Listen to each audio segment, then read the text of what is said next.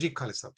जी war साहब, शुक्रिया आपका बहुत-बहुत। देखिए ऐसा है कि जो साइनोलॉजिस्ट हैं यानी चाइना की स्टडी करते हैं, उनको एक चीज़ पता है कि चाइना अपने आप को एक मिडल किंगडम समझता है।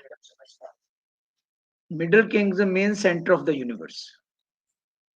और ये उनका बहुत पुराना एक नज़रिया है अपने इर्द-गिर्द दुनिया को देखने का।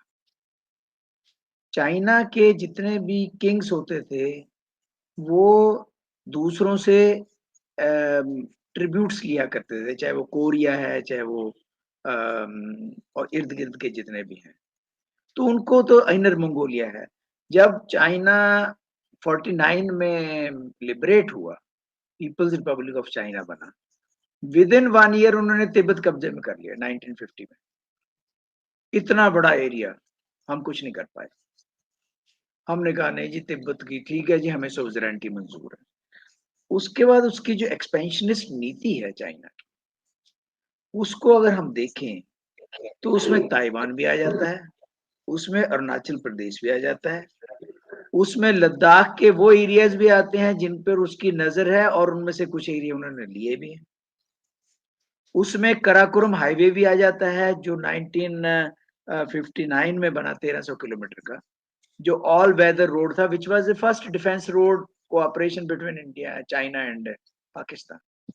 उसके बाद सी पैक आ जाता है, चाइना पाकिस्तान इकोनॉमिक कॉरिडोर, कासगढ़ से लेकर से ग्वादर तक 3000 किलोमीटर। उसके बाद आपका बीआरआई जाया जाता है 2013 में जो उन्होंने किया, बेल्ट एंड रोड जो इनिशिएटिव है, और उसमें 6 अर्बन डेवलपमेंट कॉरिडोर्स उन्होंने बनाए हैं चाइना ने। और उसमें ईरान भी आता है, अफगानिस्तान भी आता है, पाकिस्तान तो आता ही है। यानी चाइना ने साउथ चाइना सी एक एग्जांपल है, मैं आपको एक और बता दूं कि चाइना का इंडियन ओशन से कुछ भी लेना देना नहीं है, इतनी दूर है। लेकिन जो इंटरनेशनल सी बेड अथॉरिटी है, उसने चाइना को सी बेड एक्सप्लोरेशन एंड एक्सप्लॉयटेशन के लिए पता नहीं 75,000 स्क्वायर किलोमीटर का एरिया अलॉट किया हुआ है इंडियन ओशन में, सेंट्रल इंडियन ओशन रिज जिसको हम कहते हैं। तो चाइना तो एक्सपैंड कर रहा है और चारों तरफ एक्सपैंड कर रहा है। उसमें पाकिस्तान जस्ट एक जर्रा है, एक हिस्सा है उसका। और मैं आपको बताऊं कि तकरीबन 22 बिलियन डॉलर या 25 बिलियन डॉलर के करीब डेट है पाकिस्तान, चाइना का पाकिस्तान के ऊपर, जो कि पाकिस्तान कभी नहीं लौटा सकता। और जितनी भी डिफेंस है, जितना भी आर्मामेंट्स हैं, जैसे आपने बताया, वो सारा चाइनीज। और हम सोते नहीं।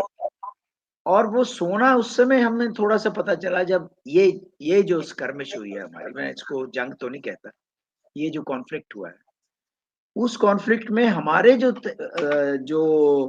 जहाज थे, फाइटर्स थे, वो इंडिविजुअल फाइट कर रहे थे, जबकि उन्होंने अपना इतना तगड़ा नेटवर्किंग बनाई हुई थी। हमारे 72 के करीब हवाई जहाज कहते हैं, उनके 42 के करीब, लेकिन वो एक नेटवर्क के रूप में काम कर रहे थे, without crossing the border of each other, जिसको कहते हैं दूर से मार कर रहे हैं, जिसको नॉन विजुअल ऑफेंसिव कहते हैं। यानी हमें नजर नहीं आ रहा जहाज, लेकिन उसके ऊपर अटैक हो रहा है because of the satellites ad and all. तो जिस कंट्री के ऊपर इतना बड़ा कब्जा हो, जिस कंट्री के बीच में से कितने आपके इकोनॉमिक इनिशिएटिव निकलते हो, दो ही इंपॉर्टेंट चीजें, economic and military. Pakistan China का स्ट्रेटेजिक पार्टनर है, पाकिस्तान चाइना का मिलिट्री अलाई है, उसको आप वो नहीं कर सकते। वो क्यों है? वो है पाकिस्तान की geo strategic position. Geo strategic position अगर हम देखें वोरा साहब, तो चाइना को वेस्ट एशिया के साथ, मिडिल ईस्ट के साथ, ईरान के साथ मिलाने के लिए सबसे इंपॉर्टेंट रोल चाइना का है। बेशक चाइना की कुछ सरहद सेंट्रल एशियन रिपब्लिक के साथ लगती है, लेकिन via Pakistan you can enter Afghanistan, you can enter Iran. एक लंबे समय तक जब ब्रिटिश राज था बोरा साहब, ये देखिए कि रशिया कोशिश करता रहा कि हमें वार्म वाटर पोर्ट मिल जाए, क्योंकि उनके ऊपर की तरफ सब 6 महीने जमा रहता है सारा। और उसके लिए वो उन्होंने अफगानिस्तान में भी एंटर किया, लेकिन वो नहीं कर पाए, लेकिन चाइना कर पाया। मैं कह रहा हूं चाइना ने अपने आप को इतना लंबा फासला खत्म करके, इतने सैकड़ों नॉटिकल माइल का फासला खत्म करके सीधा काशगढ़ से ग्वादर के साथ जोड़ दिया।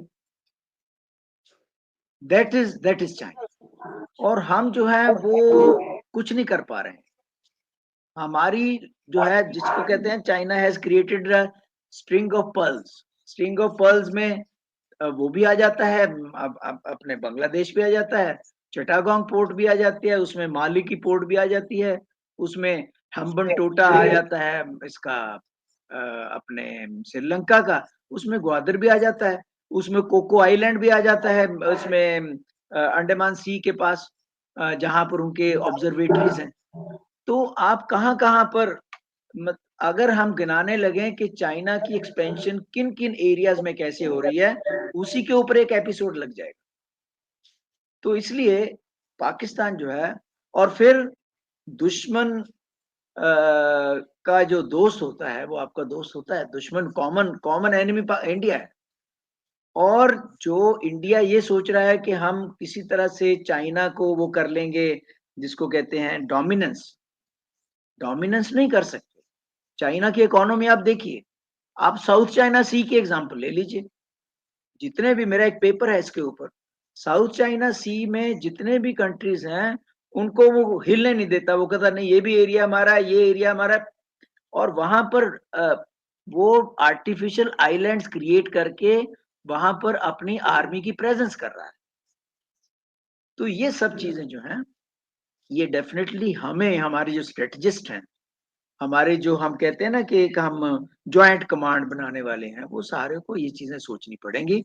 डेफिनेटली इंडिया के साथ ओपनली इस लड़ाई में कोई खड़ा नजर नहीं आया, नॉट ए सिंगल कंट्री जिसको आप कह दीजिए। पाकिस्तान के साथ चाहे कोई भी था, थे तो सही ना, चाहे अजरबैजान था, चाहे टर्की था। और टर्की के प्रेसिडेंट की मैं वो स्पीच सुन रहा था, वो कहता हाँ हम खड़े हैं, वो हमारे brother country. We are not bothered about the economic issues जो है कि आपके वहां पर ये नहीं जाएंगे, पर्यटक नहीं जाएंगे, सारा कुछ। वो कहता हम नहीं परवाह करते। So that kind of commitment we don't have in single person. हाँ जी, टेररिज्म को सब कहते हैं टेररिज्म बहुत गलत है जी, ठीक है जी, गलत है। वो आप नाम लेके हम इंडिया के साथ खड़े हैं पाकिस्तान के खिलाफ, वो ऐसा नहीं हुआ जी। जी